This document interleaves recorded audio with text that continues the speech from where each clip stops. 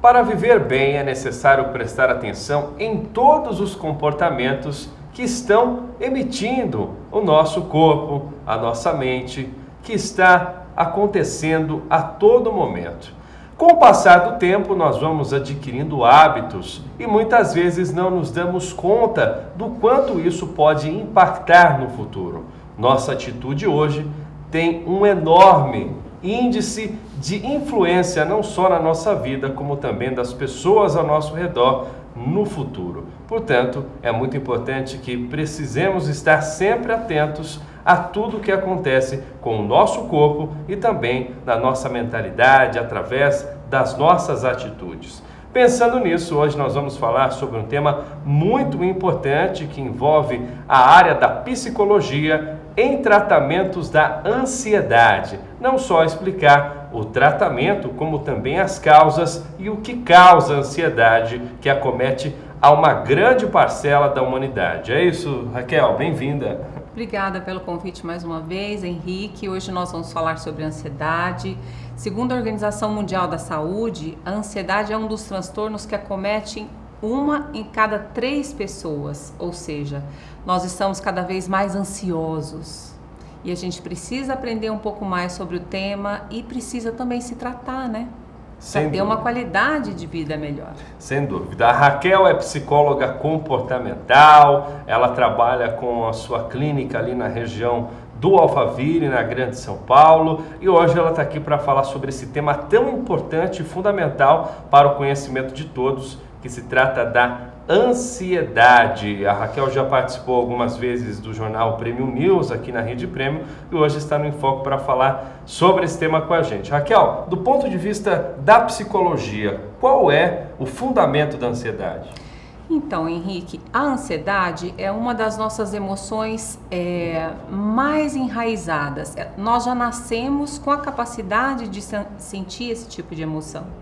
Nós já nascemos com algumas emoções que desde que nós estamos na barriga da nossa mãe, a gente já manifesta sentir e que quando a gente nasce, vem para o mundo, algumas delas são nomeadas e nós passamos a manifestar aquela emoção e aquele sentimento. A ansiedade, ela é necessária para preservar a nossa vida.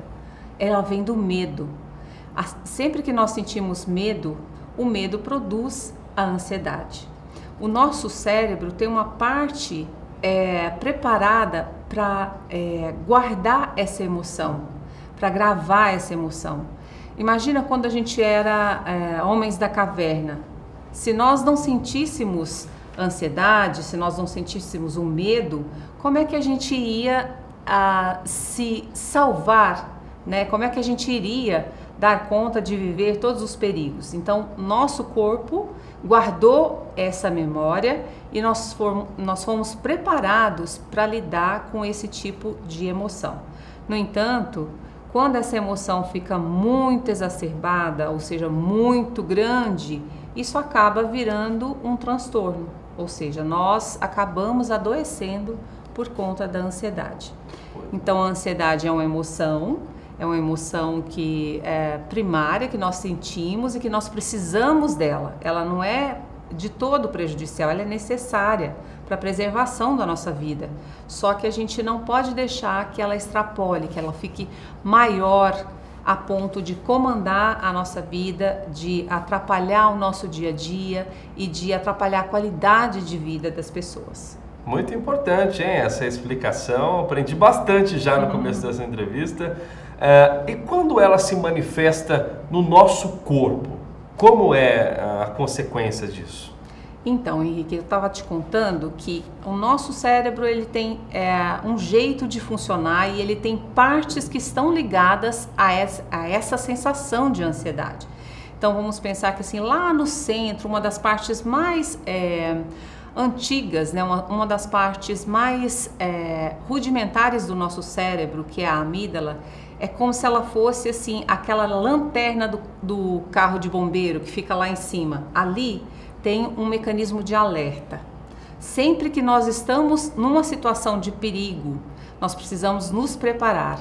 E aí o nosso cérebro vai acionar aquela região e vai acionar um mecanismo que a gente chama de luta ou fuga. Ou eu vou lutar e enfrentar, ou eu vou fugir. Esse mecanismo, quando ele é acionado, ele vai mandar uma série de mensagens para o meu corpo. E ele vai acionar uma parte do sistema nervoso que é responsável por todos os nossos movimentos involuntários, ou seja, o nosso piscar, o bater do nosso coração, a sudorese que regula a temperatura do nosso corpo, todos os movimentos que a gente tem, que a gente não precisa de um comando para executar, essa parte do cérebro vai alertar. E aí o que vai acontecer? Nós vamos sentir aquelas sensações. Por exemplo, as mãos vão ficar transpirando, o coração vai ficar acelerado, a boca vai ficar seca. Esses são sintomas de quem está sofrendo com algum transtorno de ansiedade. Muito bem.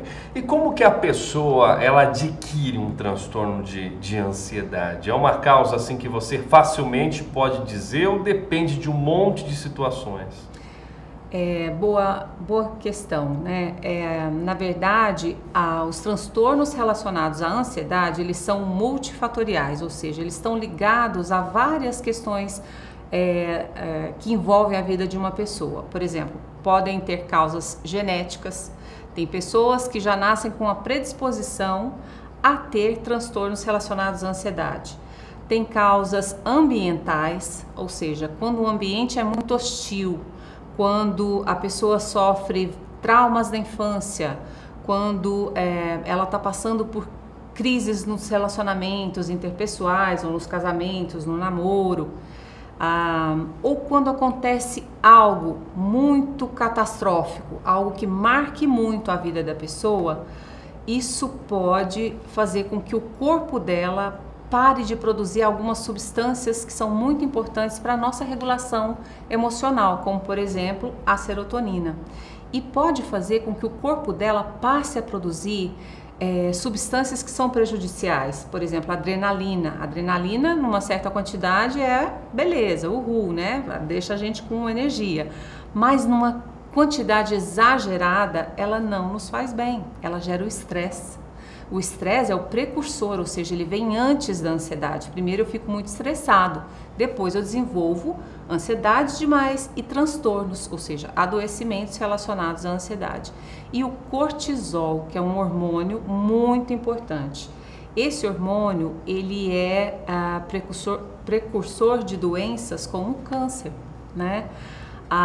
Então, quando eu estou muito estressado, eu estou produzindo todas essas substâncias que são prejudiciais e eu estou deixando de produzir substâncias que são muito positivas para o meu corpo, como a serotonina, a endorfina, a dopamina, que me deixam regulado emocionalmente, ou seja, que me deixam equilibrado, né?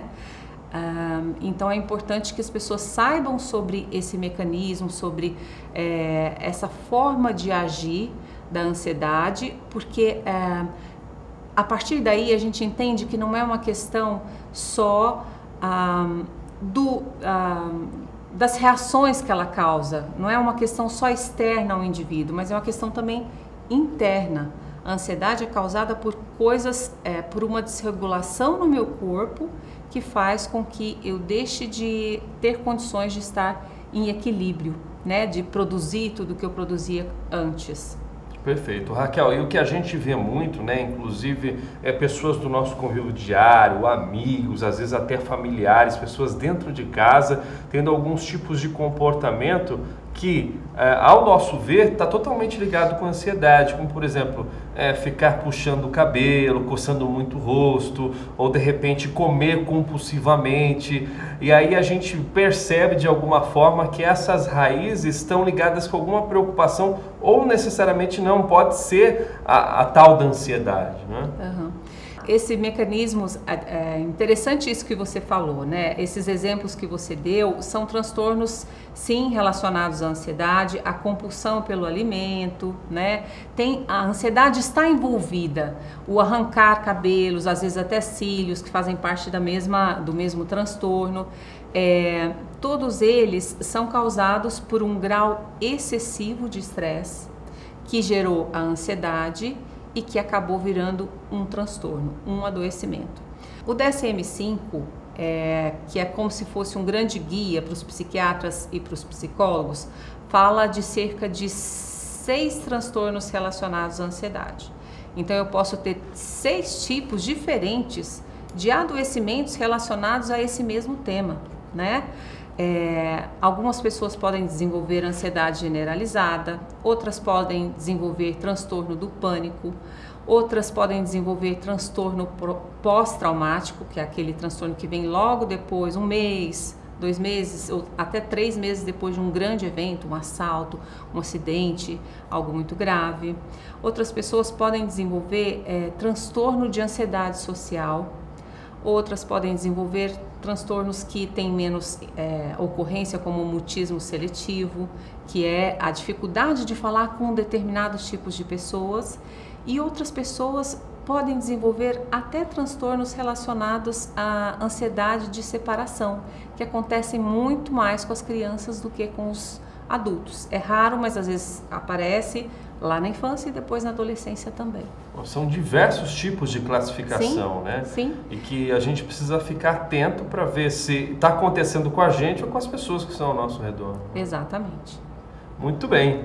Não só de ansiedade, mas daqui a pouquinho, depois do intervalo, a gente vai falar de um tema também muito importante que acontece na nossa sociedade, presente entre as pessoas, que é o transtorno do pânico. Então, fique com a gente que depois do intervalo, a psicóloga Raquel Chimizo vai tirar dúvidas e também esclarecer mais temas a respeito da ansiedade. Até já!